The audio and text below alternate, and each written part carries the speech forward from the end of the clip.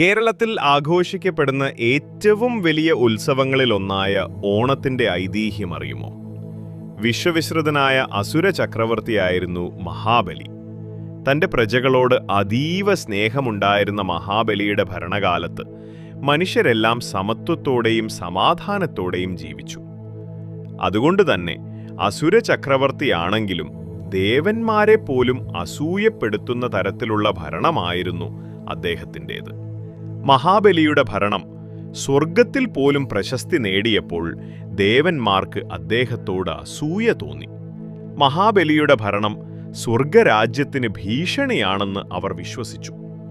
തുടർന്ന് മഹാവിഷ്ണുവിനോട് അവർ മഹാബലിയെ ഇല്ലാതാക്കാൻ അപേക്ഷിച്ചു. മഹാബലി നടത്തുന്ന യാഗസമയത്ത് വാമനൻ എന്ന ബ്രാഹ്മണ ബാലന്റെ രൂപത്തിൽ മഹാവിഷ്ണു അദ്ദേഹത്തിന്റെ അടുക്കലെത്തുകയും 3 അടി